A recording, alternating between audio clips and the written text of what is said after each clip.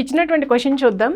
8 power 8 plus 8 power 8 plus 8 power 8 plus 8 power 8 is equal to ఎంత? మనకి ఎట్లా ఇచ్చాడు అనేసి అంటే 8 power 8 plus 8 power 8 plus 8 power 8 plus 8 power 8 is equal to ఎంత? దాని వాల్యూ ఎంత అని ఇచ్చాడు. ఎంత అనేసి అంటే మనకి సేమ్ వాల్యూస్ ఇచ్చాడు కాబట్టి మనం 8 పవర్ 8 అనేది కామన్ తీద్దాము. 8 పవర్ 8 కామన్ తీస్తే ఎంత ఉంటుంది?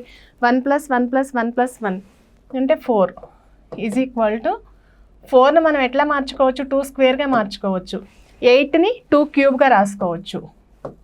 హోల్ పవర్ 8 మనకి ఇక్కడ 2 స్క్వేర్, ఇక్కడ 2 క్యూబ్ హోల్ పవర్ 8 అంటే మనం a power m whole power n is equal to a power mn అంటే 2 power 3 into 8 is equal to 2 square into 2 power 8 3 జా ఎంత?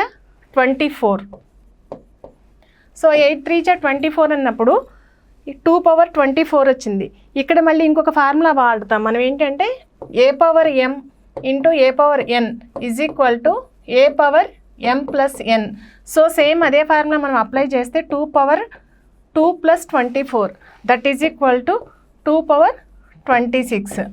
ఇచ్చినటువంటి ఆప్షన్లో 2 పవర్ 26 ఎక్కడుంది అనేసి అంటే third option is the correct answer. మనకి ఎప్పుడైనా సరే పవర్స్ ఇట్లాగా ఇచ్చినప్పుడు మనకి ఏ ఫార్ములా అప్లై అయ్యిద్దో చూసుకున్నాము. ఎప్పుడైనా సరే ఆ ఫార్ములా ప్రకారం మనం ఫాలో అవ్వచ్చు.